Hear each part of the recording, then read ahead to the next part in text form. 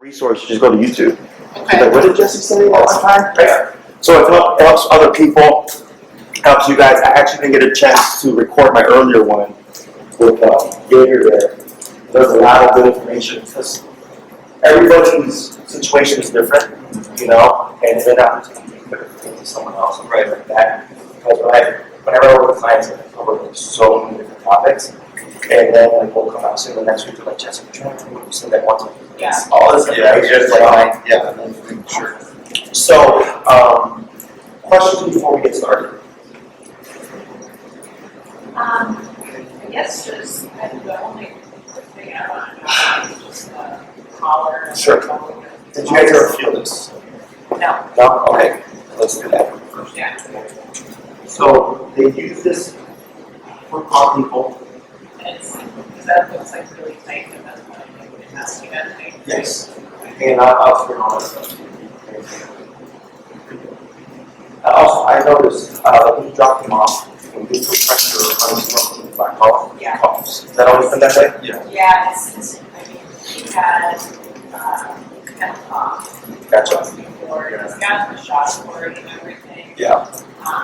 It's been about a year since he had it. I feel like since then, any There's more pressure. sensitivity to it. Sure. It's like, yeah, I don't think he's sick or anything. No, it's fine. Yeah. I just noticed that because I remember when we were walking, when we first dropped them off, that black color, Yeah. we coughed and we felt pressure. Yeah. So I was wondering, because there's what's called claustrophobia, which is more common with like little rookies. That's why you'll see the lung harnesses, because people don't want to put pressure on your throat. Right. Yeah. Because it's typically lung pressure concentrated in flaps. Yeah. So I was just checking because I wasn't sure. Otherwise, it's been fine. Yeah. And we don't put the leash on this, so there's no pressure coming through this, okay? Yeah. So it's always been connected to a spine collar when we really sleep. Got it. So this here is a miniaturized tension, okay? If you go to Walgreens, you go to the back section, there would have like the back pain management and like the icy hot and stuff. Yeah. You'll see this thing, kind of looks like a bone, and it says TENS, tension, okay? And then TENS is an abbreviation, I don't know off the top of my head, Yeah. but you put it on your back, and it contracts the muscles. Yeah, the muscles, exactly. Yeah, that's the one. There's like electrode type of things. Yes. So, tendinitis, chiropractors use them, physical therapists use them, to either for pain management, breaking up scar tissue, or if you haven't used the muscle in a long time, then they build strength and use it for as well. So this is the exact same technology. In my opinion, this is actually more refined than the ones that we do in humans. If you go to a physical therapist, there's still risk of being burned if they don't set it up correctly. With this, we don't have that. Okay. The only thing that we have to worry about is with these two probes, since it's making constant contact, if you don't rotate it every so often, you don't develop pressure sensors. Okay. So people get it's not too stiff. It's just from two things pushing for a long time. People get them when they are bedridden for a long time. That's what I rotate. Right. Same concept. So that's why when we have it, we always rotate them like after we work with them, something like that to prevent that from happening. The kennels, if they don't need it, non-reactive, move them overnight to remove. We're only having these on when we're actively working with the dog or your stationary stuff, things like that. Okay. So here, if I press this button, like I can feel the quote unquote someone called shot. At 12, or at 18, which is what he feels. So right there, there's a twitch in my thumb. Okay, that's involuntary. That's the remote. I'm going to 28, which is I think the max of the thumb. And you're going to see a sharper or more pronounced reaction. That's because there's more output. Okay, so what I'm going to have to do is going to take this here, here, and lightly press down. Okay. Have you ever had a dog get like pump like way higher to like Max? Yeah, I've had to do 2 calls. I feel some good stuff. I can say I'm 15, 30, yeah. Feel it? Go back to your own number. Feel it? Good. Okay, so I'm going to bump 18 here. okay. So that, okay, so that's 18. Okay. I'm going to 25. 25. Okay, relax. Anything out? No. Okay. So there's no residual, right? It's not been electrocuted. Yeah. It's electric, but not electricity. And it's Yeah. Okay. Right. Put it on the flashing. Right. that. Good. Go 25, 5, and then relax. I'll take that. Okay, so his range has been so far 18 to 28. Okay, so the concept is pressure on. This is pressure. When you need the dog to do something or stop doing something, pressure off once they comply. Okay, it's a very simple rule that echoes throughout all of our behavior work and all of the behaviors. So is it like when you pull the button, pressure stays? So there's two types of deliverance here. Okay. We have momentary or yank, which is what you felt, right, and then continuous. Okay. As long as I hold it down, when it's continuous, you'll feel the power, right, and as soon as I let it go, it stops. Okay. And it stops at 12 seconds. You can't hold it long. Like you hold it longer, but it'll stop, right? You press the button to initiate. Sure. We train completely on yank. Okay. Not that we wouldn't ever use continuous. Right. But like let's say I'm working with a dog that's aggressive. Right? Dog aggressive. I'm trying to socialize them. I will always have two collars on the dog. One, the normal collar that they typically use at the normal range, and this is the highest power, maxed out on him. Okay. So if things go south, I'm not going to waste time here. Right. I also do this like in case we had a dog, fireworks, something like a random firework, it spooked the dog tried to take off. He's in flight mode, he's not paying attention to me, come back, right? He's like every man for himself.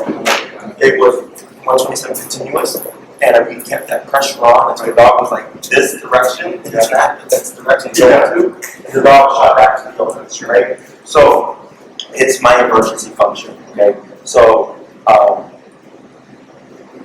if you do 127 continuous for like a smaller behavior, which you could, like if you're trying to, for instance, correct counter surfing, a lot of trainers call it like a message from God, so they'll max out the collar and do a very harsh punishment. I really don't do it for stuff like that, not because it doesn't work, but typically the way a dog learns is, okay, that happens, I'm not going to do that for 2 months, right? And 2 months goes by, what happens today? Yeah. The dog try to leave, right? So it's not a permanent fix. Right? If the dog counter surfs, you can crank it while you're there, when someone's present, the dog won't do it. Yeah. But if you're gone, just like with kids, if my mom said Jesse can't watch TV, and left and said, hey, watch the kids while I go grocery shopping, guess what I did? Yeah. I watched the TV, right? It's the same thing for dogs, right? Right. So there's kind of like an unrealistic expectation about like, if I train my dog, they should just know it and do it. That's not how it works. Okay? And of course, we educate and all this stuff. But when it comes to the continuous things, nothing good or bad. It's just I use it primarily in emergency situations. There are trainers that just use it in run training, but they do it a bit differently. Right? So, other questions? Just back to the collar thing, you're saying that you're using the popping equipment. Sure. So, you have that harness that they usually use in our blocks. Yes. That's not for them, no? So the reason through harnesses is because harnesses promote cooling and reactivity. They amplify any behaviors that are going on. Right? So what happens is you have the harness on the chest. Right? When the dog pulls, you tend to pull back. What you create is what's called opposition reflex. Okay? When the dog feels pressure, they go against it. So they pull forward, you pull back, you move forward. You pull left, you pull right, you pull right, you pull left, you pull back, you pull forward. Okay? It's not them being stubborn, it's instinct. Like it literally can't help this, right? And it's very common with puppies. If you try to walk a puppy, they do this, right? And then you're trying to pull them, they keep going like this, and finally you relax and they're gonna sit there and they'll do something and you pull them and they do this. That's opposition reflex, okay? So when we put a harness on a dog, it's actually telling them keep pulling or continue pulling. And we're watching on my hip, right? So when a dog's trained, it doesn't matter anymore. Like with this tool, you can often slow. So if I said heel and start moving, I don't even need the leash in order for him to walk with me. Sure. Does that make sense? Yeah. So if I get a dog that's reactive, dogs are dogs when it sees them outside. Like moral there is dog reactive. Okay. So if, I can't remember. They didn't have a harness on her when I met her. But if they did, she becomes reactive. They go back even more intensely now. Now they're amping up. It's kind of like with people when they're fighting and hold it back more because they want to get That's true, so that's where it's like humans react to something going the wrong way and they're going to pull the opposite. Yes, because you're restrained. Cycle, right? Yes, so that's a common habit that everybody has. That just takes self-awareness. And like, if I get clients that their dog was doing great, and on week 8, they're like, Jesse, like my dog's pulling again. And I'm like, in my head, they're probably going back to old habits, right? Yeah. Because they're getting comfortable with like my dog behaving now, that they want to use the leash more than they want to use the remote. And we always want to use the remote. And so then they come back, sure enough, they're up here with the leash again. I'm like, relax. Yeah. Cat the bug, boom, problem solved. Okay, so when the dog's on harness, they're more inclined to pull, which is what we don't want. Everything's of course going to be on command. You say something, that's it. Sure. Okay. Other questions? I mean, like, is that, so is the collar gonna be like the go-to for everything? Like, if he's not, if he doesn't talk to call him outside? Right. So it's all about context. Okay. So if I'm with Homer out in my yard, Yeah. and I call him, is it really a big deal that he doesn't come on the first one? Not really. Yeah. Not going to go anywhere. You're in your own yard. It's like whatever. Okay. But if I'm at like, let's say, 20-acre land where it's like dog friendly and I can run around and stuff, at that moment I would need him to come. I would want this, right? When it comes to dog training, I hate the word training because it implies training is over at some point, right? So if you start a new job, you do introductory training of some sort, right? And you learn those skills, and then they say this is what your day looks like, and then you can just naturally apply those skills where needed, right? Or like, let's say you want to learn how to play guitar. It's a skill. You can pay someone to teach you. And after they teach you, you can decide one day, I'm going to practice today. Maybe the day's too busy. And then Wednesday you got time again to practice. You can just apply the skills wherever you want, right? Dog's over there. He doesn't think, oh, you taught me to come and call. Like, sure. Yeah. Oh, you taught me to lay down? Sure. Yeah. You know, like, I'll do this just to be good, you know? It doesn't work that way. Dogs are all about, do you have the capacity to make me do what you've taught me, okay? So, if we look at ourselves as humans, we have prisons, judges, laws, cops. But people still commit crimes, right? If we didn't have those things, it'd be complete chaos. If you look at end of the world movies, shows, it's usually just like a group of people that have their own rules and morals, and then there's like they're making across another one, like The Walking Dead, perfect example if you've ever seen the show, right? People revert to that, right? If we go back a few years to Ferguson, looting, rioting, a lot of people just breaking the law, right? Access of authority, and then authority came back, reestablished, right? So same thing with dogs. You're kind of the law, you dictate. Yes, no. This is the reinforcer, this is the cop. Okay? So behaviorally, in certain contexts, because let's say in the home, he's there 95% of the time, right? And he's not dating or outside on a walk. Yeah. This goes away at some point. Because you're using it or you're practicing these habits so much that that becomes more of who he is. Yeah. Right? But outside, since it's infrequent, it's only an hour. Plus, there's distractions, other dogs, people, you know, cars, scents, things like that, new environments, new stimuli.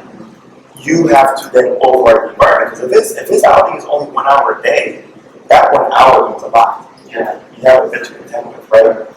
Us, obviously, we have impulse control and things like that, where it's examples for everything. Like, I'm outside. Why would I heal if you can't make me do it? Does that make sense? Sure. So, it has nothing to do with the level of training. It has nothing to do with the skill of the trainer or yours as a dog handler or anything like that, or dog owner. It's simply just dog. Yeah. You know, and I get some cases where even myself, it's like I have to have this dog on me local at all times when they're around people or dogs because it's just too much of a liability. Sure, right? I work with many families that have had children, growling dog, dog barking at the kid, or like being protective of the family, too protected, and things like that. And like those first couple of years, maybe they're using this all the time, Yeah. right? Because either their levels are up in terms of stress, they like this because it makes them feel they have control, which they do. Right. Their dog's much more dialed down. Yeah. You know, and after those 2 years, who is that? After those 2 years, once everything's been established and done the work, it's like in the beginning you're using it a ton, and then it's going down, but it's just, and then towards the end it's like just present. I was gonna say, like, I can see it working to a point where, like, we have it there, so somebody comes up to work, like as a kid, then you start to obviously use it more, in that stage where the kids are enrolling or whatever. Right, and typically the changes are, so baby's born, there might be something there when the baby comes home. If not good, crawling baby, learning to walk baby, walking child, right? And then you have child with energy. And then it's like child, right? They can figure out, sure. Exactly, they have more like impulse control, right? So for puppies and dogs, they mature very quickly. Yeah. By 8 weeks, like they're walking around, they would be off looking for food, scavenging, and all that stuff. Right. We're over the course of years, right? So for the dog, it's like, what is this thing that was just laying there and is all of a sudden moving? Yeah. Right? It's unfamiliar. So the growling isn't necessarily a bad thing, Right. okay? It's the dog telling you, this is weird. Yeah. I don't like it, right? The one thing that we always want to see is avoidance behavior. Okay? So if the baby were to be called to his homework, what we want to see is homework moves away. Yeah. Okay? A lot of people get offended because like, my dog doesn't like my kid. I'm like, well, that's because your dog doesn't know what's going on. Right? What does your dog do? It walks away. Good. Yeah. Because if your dog didn't move and the baby made it to the dog and the dog didn't like the baby, but it wasn't comfortable enough, what happened? The baby starts crawling all over. That's right. They bite their puppies. That's how they correct. Yeah. But biting doesn't transfer well when we're dealing with a human baby. There have been times where you've gotten on, walked away, or she's walking toward you, and you kind of walk past her and just leaves. But yeah. Other times it's like. Oh, he's seen it, yeah. Sure. Yeah. Right? And like, It makes sense. It's pretty more conscious than some things that we've seen.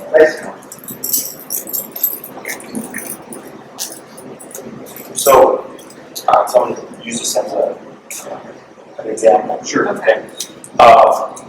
So there's a lot of unfamiliarity, right? So we always want to see the dog moving away from the baby or the child. You are humans, you're the adults. You know better. You know what you want to see and what you don't want to see. Okay? So one thing is you always want to see the dog moving away. Okay? We tend to want to jump to the Instagram friendly, gets a lot of likes. My baby's cuddling next to my dog. So sweet. Okay? It's not realistic. Okay? And there's this thing, interestingly enough, with married couples. And seeing other married couples on social media where they're so happy. They're posting all these pleasant moments. But everybody has unpleasant moments. Yeah. There's no avoiding it. Every relationship, every friendship, every family relationship, there's unpleasant moments and there's pleasant moments, right? Hopefully more pleasant than unpleasant. Yeah. Sure. So what's happening is people are seeing these things and it's causing conflict within their own relationship because they're thinking so-and-so and so-and-so are so happy, why aren't we? Right? And then there's like been articles about it's causing a false sense of reality, right? Or expectation. Same thing for dogs. The expectation of dogs today is my dog needs to love everyone, everything. That is not true. Okay. What we want is coexistence. When I go out, I'm sociable. I'll talk to people, right? I can make friends, but I don't go to Trader Joe's and say hi to everybody. If someone asks me, like, hey, you know where the milk is? I'm like, oh, I think it's over there. Sure, right? But I don't go to Trader Joe's yelling at everybody. Right? So that's why I look at like dog behavior. When they go out, they shouldn't be lunging and barking at dogs. They don't need to be happy-go-lucky with dogs. They just need to mind their business and walk past and just be civilized. Okay? When it comes within the home, it's a little bit different, right? Because we have a child, and that child's not going anywhere. And we want this to work, right? The way this starts out is coexistence, right?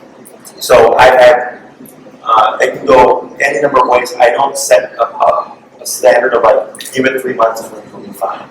Every dog is different, okay? And I always err on the side of caution because when people tend to push too much, when they go south, there's no going back south, right? It's like, the dog bit the kid, and either the kid's psychologically traumatized, or the dog had to be down for whatever reason. They were like, no, we're not going to accept this and get rid of the dog. When really it was them pushing for something that they shouldn't have. Okay? So, shh. Dogs don't come. Just kidding. So the way this works, okay, the best and safest way is when you have homework like in the place. He is confined here. Okay. The plus side is I don't have to worry about homework. He's under control. If he starts to growl or anything, we can correct them. He should take the correction and go, okay, and what you may see if the baby's coming this way, correction, he'll stay within the bed, but he's going to put his back. That's avoidance. Sure. Okay, so that's not him moving away, but it's him going, I don't want to get on baby. Okay, so it's like if you're at the store, looking for groceries, you see someone, you're like, oh, I don't want to talk to him, go down the different aisle, right? Same exact thing. So in this case, because he's under command, place means lay there, don't move, period. Until I release you, give you the next command. Okay, that's the definition of it. So if I were to correct him for behavior, he shouldn't leave it. He should find another solution, right? Rather than saying, I'm uncomfortable. Tap, I disagree with your growling. Right? That baby's not going anywhere. Okay, well, I'm going to pretend that baby's not there. Fine by me. Okay? Now, for you as an adult and as a parent, if I start to see the baby crawling, coming this way, you then need to advocate for him. Because if he's minding his business and says, okay, I'm not going to growl, I'm going to ignore, but I expect you to, say something for me, redirect it. Yeah, Okay? of course. Now child goes through stages. Crawling, wobbling, walking, right? He starts to observe, and now there's no ever any real negative interaction. Plus you're advocating for him. And he goes, oh, I don't have to worry so much about sticking up for myself because you will do it. That starts to build trust. Okay?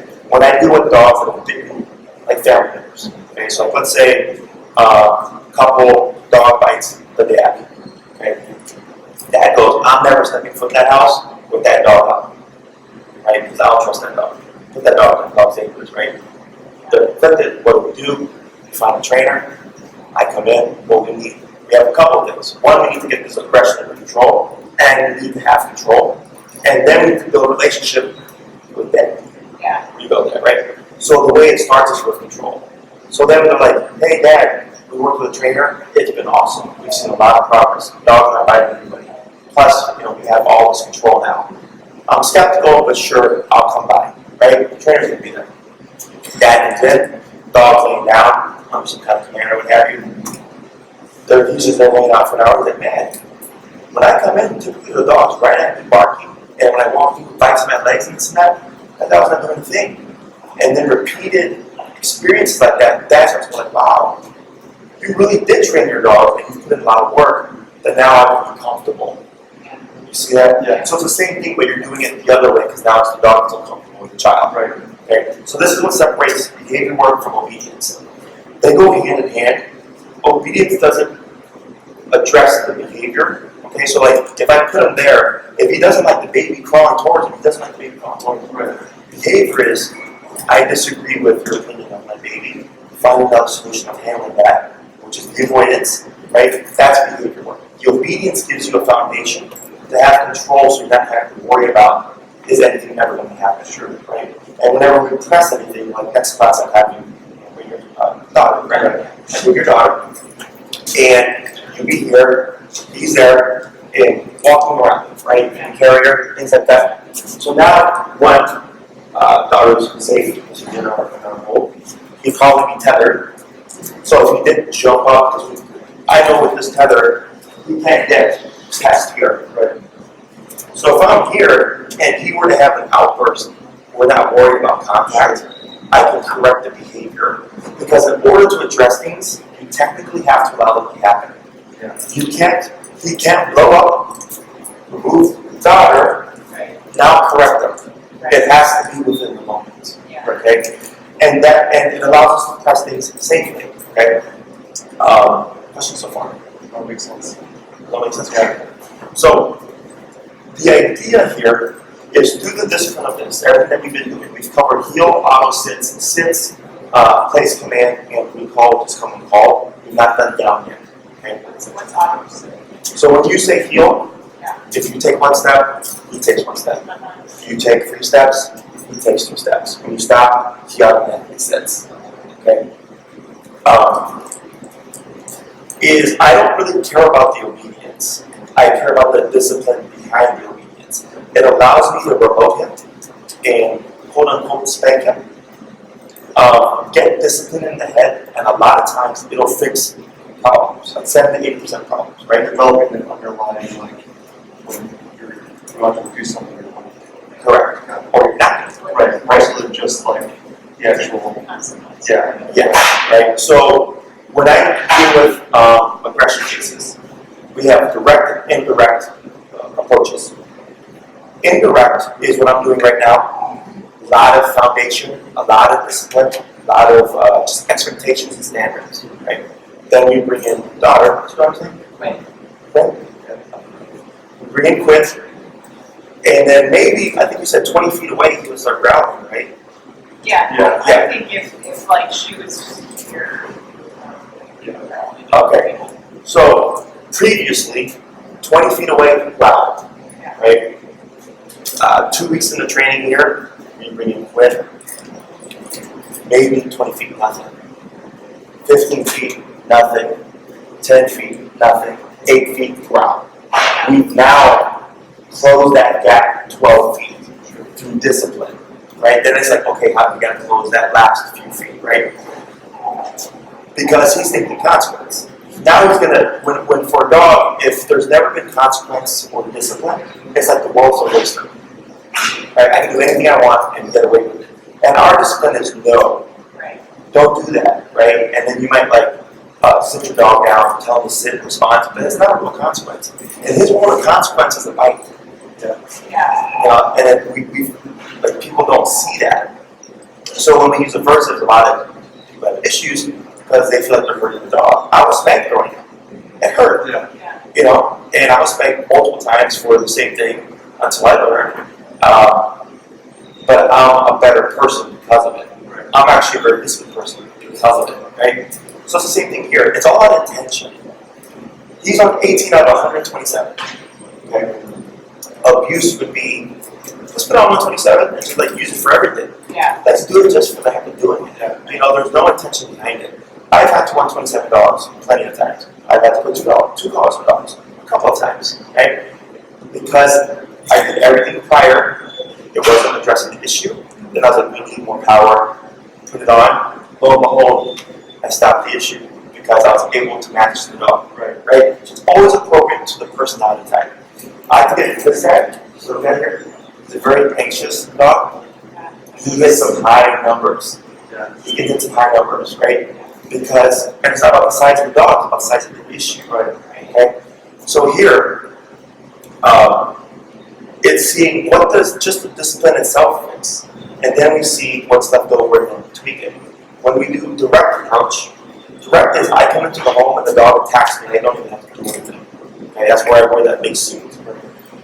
So then I have to correct the behavior while it's happening, because I can't even touch the dog, period. So in order for me to train it, I gotta touch it. So then I wear a suit, okay, go ahead buddy, come at me, find the appropriate number, and I don't come in on 100, Right. I'm low. I'm not rushed, I'm protected, I'm not gonna get hurt. 5, 10, 15, 20. The dog can respond to 20 or can respond to 120. I don't know that I'm doing so, but that's the direct approach. Does that make sense? Yeah, absolutely. So when it comes to the growling, we have Quinn, we're walking, we come here, he growls, pop. That's the direct approach, right? Yeah. The indirect approach is, okay, we're able to come in 12 feet closer because of all of this thing that was done previously, right? Okay? Questions so far? No, that makes sense, for sure. Okay, so here, tap. When I say tap, I'm actively tap, pressing the button. Right, so this is 18. So here, when I pick up the leash, I knew Homer's going to think he could just shoot off. So I use that, right? So I pick up the leash. I didn't say no. I didn't say place again. I allowed, came in with this automatically until he corrected, gave him a moment to make a decision, did it again, I corrected, he stepped back. Okay? So it was pressure on when I needed him to fix himself, pressure off once he did so. Okay, now it's like you walk forward, like I think most dogs would then start pulling too because you're walking away, they think Yeah, exactly. Right? So The reason why I don't say place, or I don't say no, or I don't say anything like that, is because you're cueing the behavior. The way a dog's brain learns is if you say place, he is now under command. Okay? Right. If he moves off of it and you say place again, he'll go back to it. But you've reset the command. Okay? I want to teach him when I send you to place, you don't move, period, until I release you. Right? So then, when he steps off, when this kicks in, automatically, until he fixes, he thinks, oh, when Jesse says place, it means put your butt there and don't move. Right. Because if I move prematurely, this happens, there's no warning, so the only way to avoid it is not to get up in the first place. It's a tiny, tiny detail, sure. I come into so many homes, Jesse, my dog goes down, and I have to say it 100 times. I'm like, well, I'm like, that's the reason, like, you keep repeating the command. I don't repeat, I say it once, and I make the dog go back to it again. Okay? So here, if I pick up the leash again, it doesn't move. If I move around, because from earlier, we learned, okay, just because Jesse picked up the leash doesn't mean anything. Okay? Yeah. Good.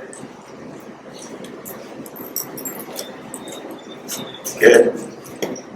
Thought about it. So, with the place command, it's more lenient than all the others. Sit means sit, down means down. Okay? That's it. With place, I don't care if he stands, if he lays down, if he sits, if he chews on a bone. He just needs to stay within the vicinity of the mat itself. Okay, so there's a boundary there. So if you're to down him, yes. If he got up, you have to reinforce it back to this again. Okay? Tiny detail, you'll do it, but you want to be aware of it, is if I send him here and I down him, it's not a place. Right. It's a down. Right? So a lot of people say place, down. And I'm like, nah. Just remember that you have to reinforce the down. It's almost like when you pair their down or whatever, it's one over, like on the backyard.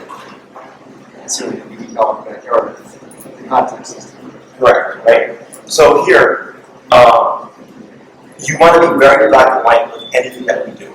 Okay? When you have a rule of I don't want you to do that, it's I don't want you to do that, right? And you can always change your mind. Like for instance, access to the furniture.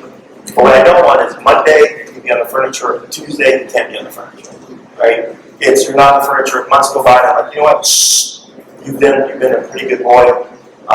Let me go ahead. I'm gonna let you have that freedom now, or that privilege. Okay? I'm all about making dogs work for things. Maybe it's because I was raised. I had to work for my allowance. If I wanted to, I play video games. I had to work for it, do my homework, all those things. Right. That's discipline, right? So we tend to just give stuff to dogs, okay? Because they're cute and furry, right? Hey, Corey, can you move that pup to the back? The white pup? Yeah. Because the expectation is all dogs are friendly with you, right? And they're getting all this affection and love without working for it, and it's creating issues, okay? I do 80% work and 20% play. That's how I structure my relationships with dogs, okay? You can also look at it as kind of like a parent-child, if you will. You'll drink water.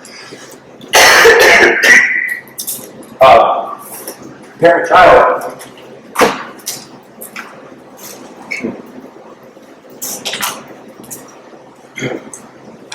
And I know there's this notion of you don't humanize your dog.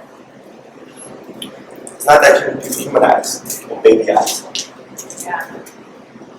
Infants don't have motor skills. They don't have concept of right or wrong. Right? Not until like age of 2 or 3 can you start teaching a child then what they can and can't do. Right? For a dog, 4 weeks is when they start correcting. So that's when they start establishing what they can and can't do. Okay? Oh, Harley. It's driving you nuts. Yeah.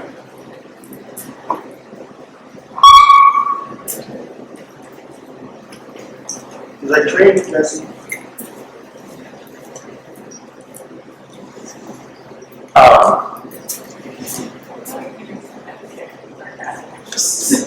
Oh, yeah. He's wide. There's a video about how she's anxious. Yeah. He's suppressed. He's right there in a little high, right? It's like night and day. Yeah. But it's taking some work. It's always a lot of work for this guy. So, puppies 3 to 4 weeks. So there's a video, there's a video of a trainer with a litter of puppies, the mom and the owners, right? And there's lots of puppies in a rack. And the video is about a dominant puppy, or a more dominant puppy. That's what the intention of the video is. Oh, the other thing was, one of the puppies goes to nurse. The mom is tired, she's resting, she nips and corrects the puppy. The first one runs off. A second puppy comes, the more dominant puppy. She corrects him, walks away crying, comes back in, gets nipped, walks away crying, comes in the third time, gets nipped, walks away crying, and finally gives out. The humans, oh my god, they should probably, like, why is she not nursing?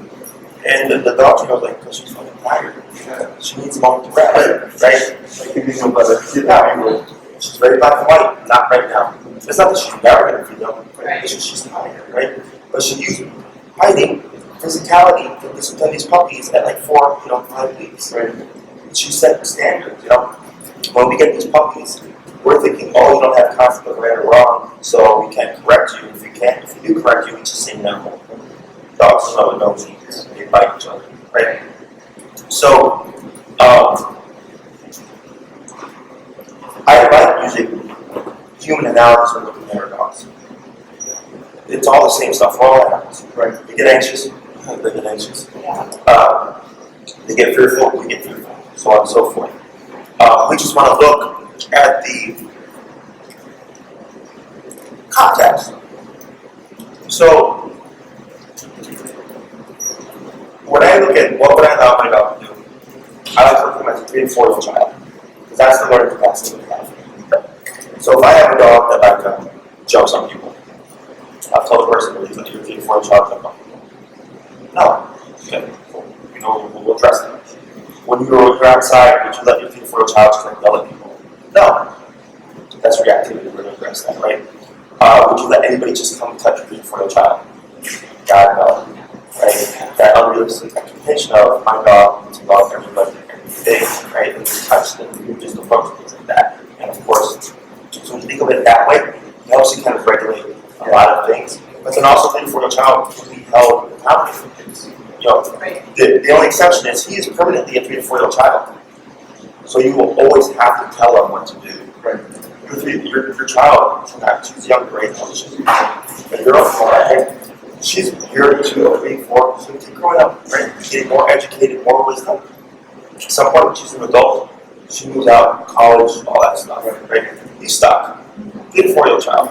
So you have to make decisions for him for the rest of his life.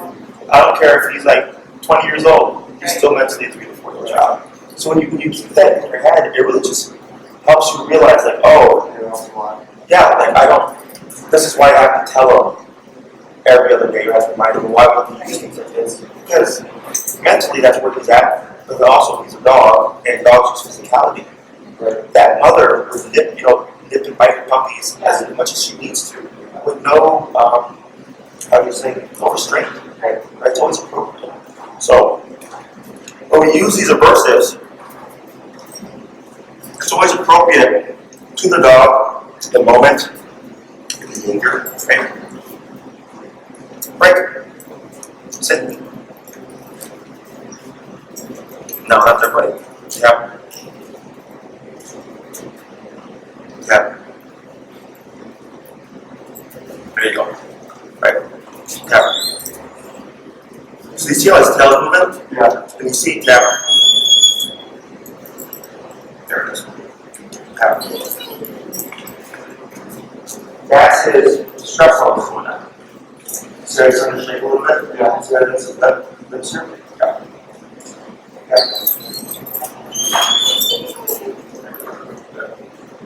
So here, it could be from dysplasia.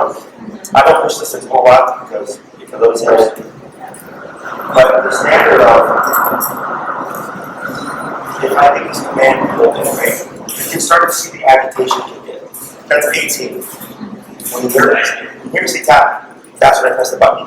So those about 4 to 5 very spaced apart. Okay? Because what happens with him here, when he feels a tap, he gets worked up. Okay? And if our goal it would be over. Right? So I'm kicking in at an appropriate number and allowing him time to like just decompress and just go, okay, like this is what I'm supposed to do. Sure. Right? Now he went from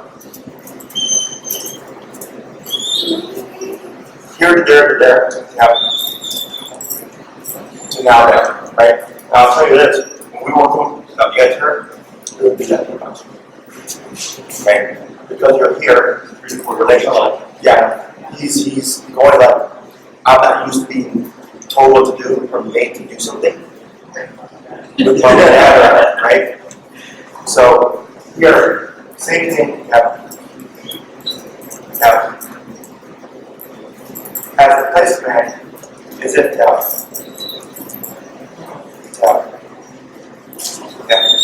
If I move, yep.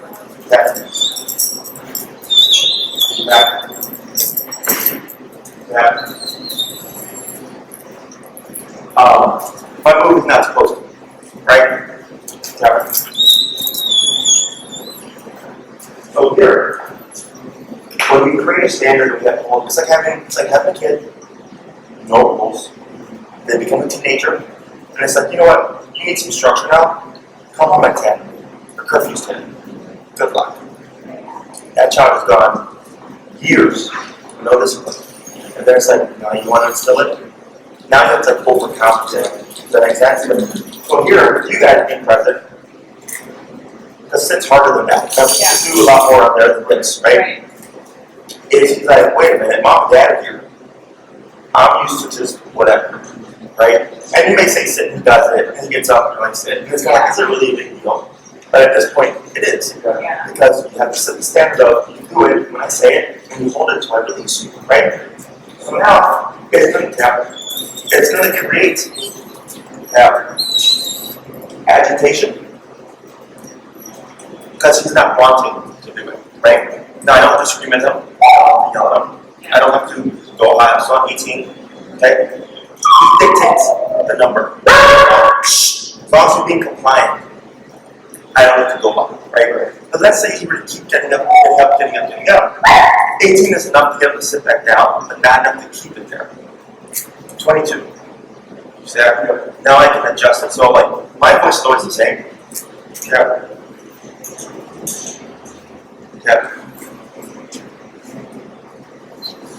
My voice is always the same. I don't like get louder like that. This does my yelling for me. Right? So if I say no, it could be a 127 no. It could be a 20 no. Right? So it makes your voice mean even more. Because he's like, heck, what's it going to be today? Right. You know? You see this, you'll see in a second, oh, there it is. Okay? The panting, this is venting stress. Lip licking is that stressing me out. Yawning is a slight vent. Open mouth like this is venting, right? I really don't want to do this, but Jesse wanted to. Right? I don't like it, but I'm on the technical. Okay? Me personally, always want to see panting. It means something stressing out. So what I just told him, sit, walk about there, stressing out. Because it's stressing out, it means something. Okay? Most trainers go, you don't want to stress the dog out. Guess what? You're not going to avoid stress. It's part of life. You know, there's no way to avoid it. At some point, something's going to happen. The baby, your daughter, that's a stressor.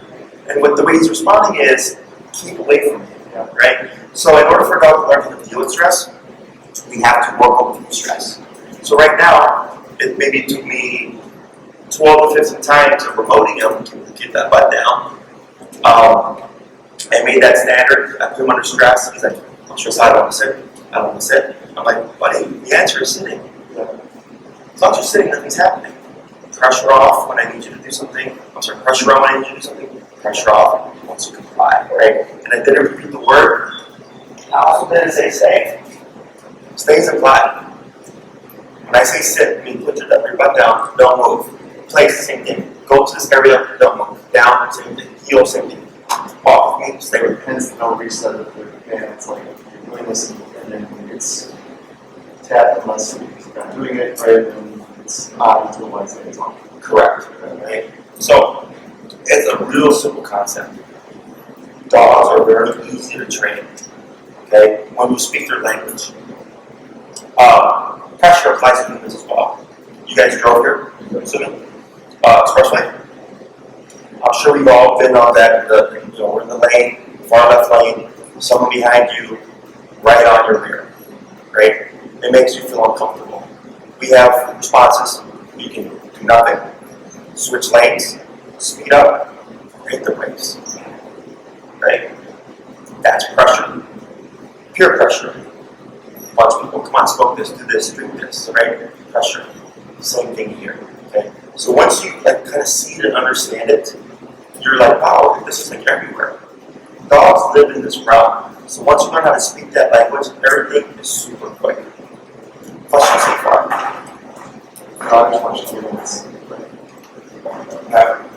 You sitting like there's one to try to get up, then set back down. Or he's self-directed. Yeah. So, tail wagging, I noticed, is not. Always happy. No, that's a big misconception. Yeah. Tail wagging means something's on the brain. I call it agitation. Agitation doesn't mean aggressive. Agitation simply means there's something like ticking, Yeah. right? When his tail is wagging right now, it's stress. Yeah. It's nervousness, right? The way the tail is wagging, if he's, maybe your daughter walks into the room and you see the tail wag, he's not happy to see her. It means he's thinking like, I don't like you. Yes, right? So you always want to watch for how the tail is wagging, how he looks, taking it in context. Don't look at just the tail of the whole dog, because that misconception of tail wagging means happy dog gets a lot of movement. Yeah. Okay? Yeah, for sure. Yeah. So do you, like in that situation, are you saying tap at the same time you're doing it? And that's for you. That's not for them. Okay. Yes, when I hear tap, that's me pressing. So if I say tap, tap, tap, tap, tap, that's my rhythm. So he doesn't get, like, you don't give a verbal warning first because you already gave him the command to sit. Correct. So you give that like once. So like when you first walked him over here and then you said sit, you say it first, or do you? I say first because you have to give the dog a cue. Yeah. Because it'd be unfair. Right. There's 10 commands. Which one is it, right? When you would set the first time. Exactly. This is still the first one, right? So you say sit, and if he does it, you don't. Yeah. Okay. Right. So if I say sit, boop. Yeah. Good. Well, I understand he has hip dysplasia. Yes. Sit. Right. Yeah. You see, it keeps going back to the same behavior, right? So he understands, right? He understands. It's just a reinforcement, right? So people want to give the dog the opportunity to avoid the remote. I use every opportunity to use the remote. That's why I end up having that to use it over the course of time. It's present. I'm just not actively using it, right? The way most people want to do this is place. Okay. Yeah. Now the dog learns. I can ignore you 3 times, right? Or people use like vibrate or like the beeper, and then they're like, my dog won't sit when I say sit. And I'm like, what are you doing? They're like, well, I say it, and then like I use the vibrate, and then I vibrate again, and I'll say it again, and then I'll vibrate, then I'll hit it. And I'm like, oh. You just give a 3-year-old like commands anyway. Exactly. Yeah. Right? Very simple. Sit, we have to teach him, which we've done. We have the concept. Now it's just holding his attention. You're going to sit when I say it, right? So for a dog, it's all about consistency. If he's like, every time Jesse says sit, he makes it happen. I know what Jesse means to his home. Sure. Yeah. Right? And then there's the whole like, well, Jesse knows how to like, ease the dog into it. I'm like, this is kind of like boot camp. When you send a kid to boot camp, they don't ease the kid into it. Yeah. It's like, you're up at 5 o'clock, your bed is made, you're at the end of your bed, you're ready for the day. Welcome to boot camp, right? And dogs thrive in black and white structures, humans have created gray area. Yes. The more gray area you create, the more frustration, not only amongst yourselves, but you create with him as well. Because it's like, what do you want? Right? The fact that I'm so glad that I'm doing this stuff, which has nothing to do with Quinn, Yeah. makes me more successful with that area. Because he's like, man, I'll get promoted 100 times just to keep this in. Yeah. This is stupid. Yeah. I don't want to test with the baby. We have a dog who's morning trained. I'm bringing him for rescue. He's had a few bites, some serious bites. He's only like 6.5, 7 months now. He's a resource guard. Okay. We've seen none of it. Okay. The first day I went to press it for the resource guard and gave him a bone. I walked away, came back 5-10 minutes later. I had it up my sleeve. He actually started to back off the bone. He didn't guard it with me. It took a lot of work for me to, I had to poke and prod and everything before he started to go a little bit, and then went one tiny little pop of collar. Yeah. No conflict here, Jesse, because I did all the foundation. So when I came in, the dog was like, I already know what you're about. I don't want to test you, right? And I don't have, when we talk about dominant, it's not about being mean or aggressive. It's just having the confidence and knowing what you want and making it happen, and technically by any means necessary, right? So if I come in, what makes me a good trainer, a very high successful, or I would say high successful rate trainer, is when I come in, I say, let me do what I need to do. Let me do what I gotta do, you should be good, right? So when I those dogs, I needed 2 collars. It took 6 classes where I was like, you know what, your dog's not stopping the aggression. I'm gonna get a second collar and pair it and see what happens. Right? Owner was like, okay, Jesse, I trust you. Okay. I came in, and just like any other day, I didn't come in blasting on 100, 5, 10, but 2 collars at the same time. 80. Dog stops. Look at that. Right? So that's how dogs think. You know, you may think the baby crawling by or walking by, it's down. There's nothing to be bothered by. But for him, it is. Right? What we want to think about is the degree. In my opinion, your dog has a healthy degree of tension. Because he's growling. I get dogs that will just go. Right? They're like people with anger issues. Right? Very unhealthy. The growl, of course, is the warning. If you ignore that warning and allow baby to keep moving, you're going to get something worse. Right? But there's an escalation. So here, in the dog world, I've come into homes with dead dogs. Right? Because one dog got too close to the other dog while it was eating, for example. And you might think, well, there's a bunch of food in the cabinet. Why would my dog have to kill the dog? I'm like, because you know that. Your dog doesn't. Right? You feed your dog 3 times a day. It still doesn't know that there's going to be a guaranteed meal. Right? Guaranteed meals aren't supposed to happen. Technology is affording us that. Right? He's trying. So when you start to see the dog understand the realm. We're technically the same way, we're just civilized, we have laws, we have language, we have understanding, sympathy, compassion, things like that. They don't. Real life. Okay? Questions? Like in terms of like understanding the guess, mostly guess. Like getting out there about the Yeah. I think most of like I would assume, because you're thinking like a human. Yeah. Right? Like you start looking for a child, permanently for a child, and it's like a mentally disabled person. Yeah. Right? They can look like a 40-year-old man or a 28-year-old woman, but mentally they're at a 7-year-old's level, or 12-year-old's level. You know, the dogs beautiful, right? And primitive.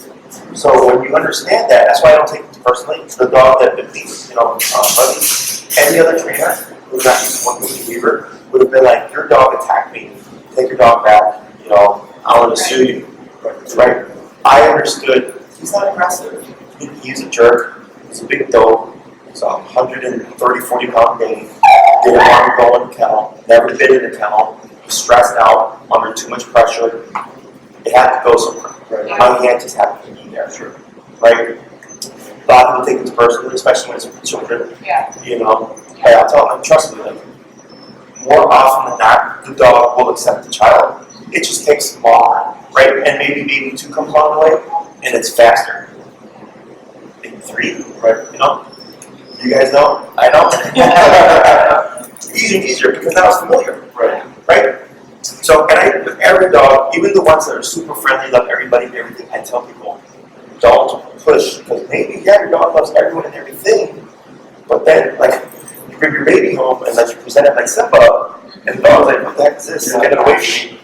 Right? Because you pushed it too soon, okay? So, I know this is a lot of just FYI and stuff. Yeah. The next time I see you guys, it'll be, I would say, more training, things like that. And then for the 3rd class, plan for 2 hours, because there's going to be a lot of hands-on, run through everything that he's learned. A lot of it is just understanding the dog, knowing what the rules are, and then applying it. Okay? And then we just go from there. Questions? This would be nice to play. I'm just thinking like place command because we have so many. Like there's a few different rooms on the floor. Sure. Where he wants to lay. You know, he's laid like her toys are in. He's yeah. Or like his toys are in, but she's, you know, and there's one. His bed is always in the same spot, so I think knowing that command is going to be huge.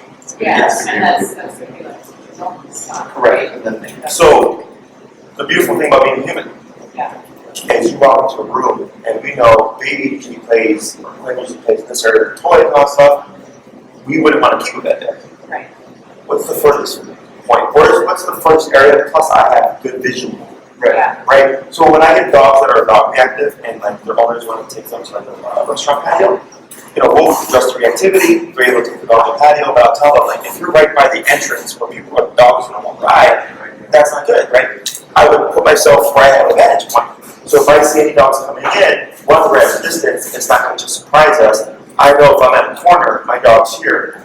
This is covered, it's just this and this, right? So when you go in the home, you can start this now, kind of like start planning things out. You can have more than one place. It'll be associated to the room. yeah, his bed is like nothing behind him. Our other dog's next to him. Like there's a chair next to him. I think we'll need to figure something out for the site. Yeah.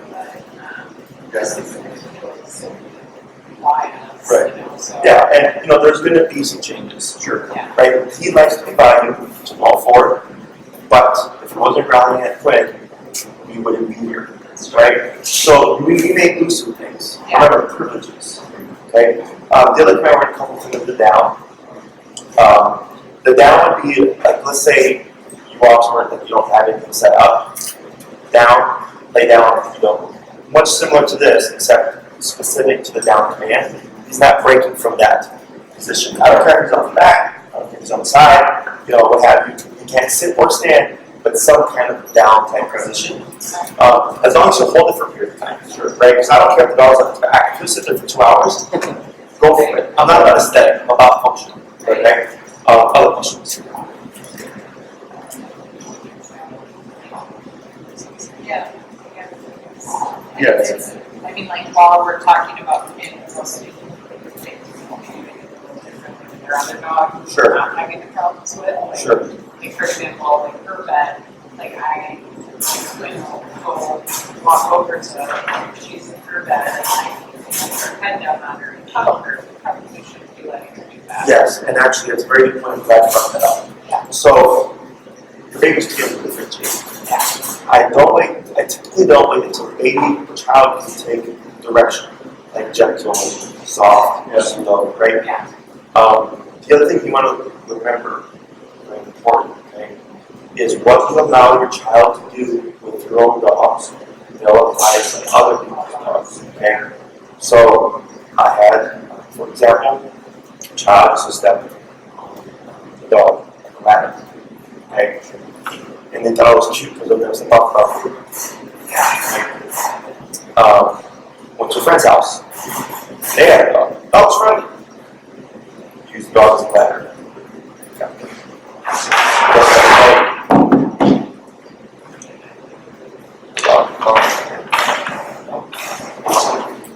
And I want that super fair. Right? Also, never leave your child unattended with get so many calls, Jesse, my dog bit a child. Tell me what happened. I don't know, I wasn't there. That's your fault. Yeah. Okay? Because we don't know if the child was pulling with the ears, pulling at the jowls, jumping on the dog, right? Calling on the dog. And I'll tell them, would you let someone else's child just do that to you? I'm like, no. I'm like, but you have the sense and the language to say, please remove your child. Right? Have you ever been in a store and you see someone's child acting up? You're like, kids. Right? You guys put here, right? But you don't because you can't. Right? In their world, it's not like that. You know, they don't. Yeah. I can bring other puppies here and you like correct. That's their world. That's how they create their harmony. Right? We have laws that kind of prevent these things. Kind of a gray area, right? So once you understand how we use things, it makes life a lot easier. Yeah. So I always suggest to people, teach your child to ask for permission to pet your own dog. It's the weirdest thing. But when they go out, oh, there's a dog on the cat. Can I pet your dog? Yeah. Sure, right? Go to a friend's house. Oh, can I pet your dog? No, he's actually not friendly. You should actually put him away. Yeah. Right.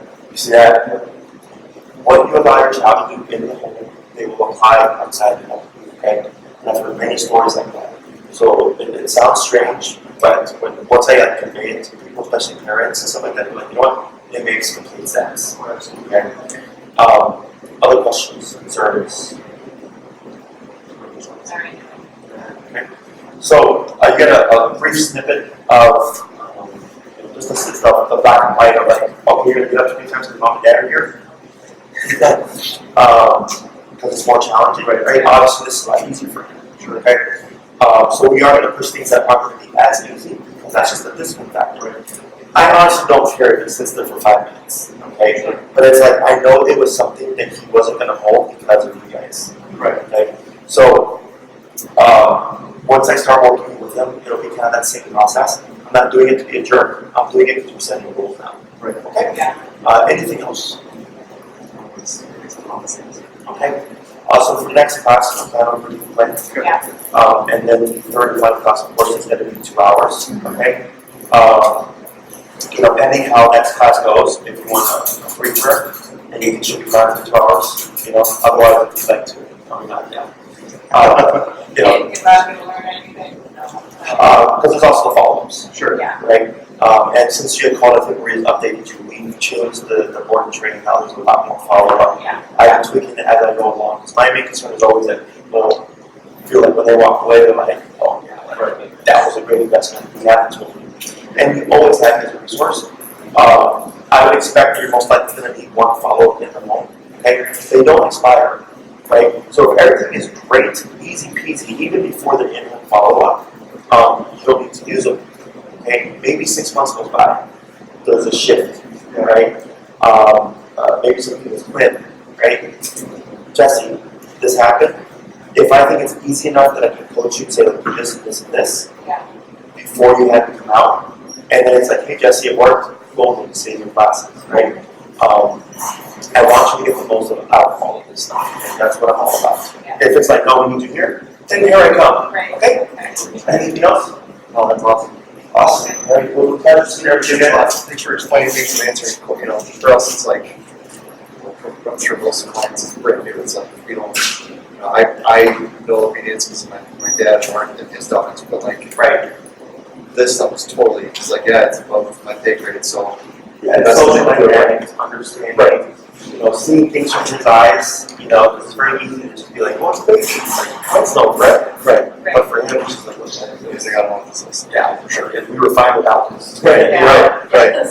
So, it's nothing out of the ordinary. Okay, work with plenty of families, similar issues. I even had family whose dog was like, possessed the life towards the husband. And the husband a couple times, Yeah. And they recently had a baby, 8 months ago, also a girl. And we called home like, hey, Jesse, we're expecting. What do we do? Like, let's come back in, let's tighten things up, And it's fine. Their rules obviously are top. They're more strict, like there is no baby dog interaction. Yeah. Because it's too much of this, right? Yeah. But it's allowed them to both keep their dog and it's great. Right. Yeah. Absolutely. Right. So it's just finding what's the answer going to be. Sure, it may not always be the answer that you want, but at least you don't have to worry about like Yeah. Right? Shh. So that's what it's been about. Other than that, they'll have to.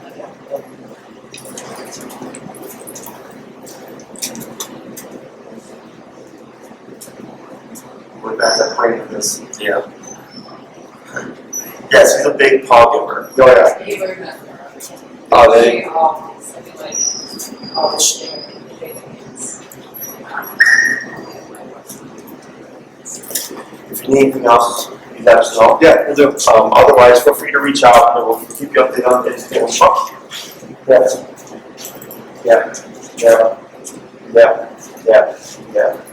You're good at that. Yeah, then we'll get in touch with Maria about. Scheduling. Yeah, she'll handle all that stuff. Okay. And then, if you ever have any questions, about wanting to stay here, feel free to reach out on Instagram. Sure.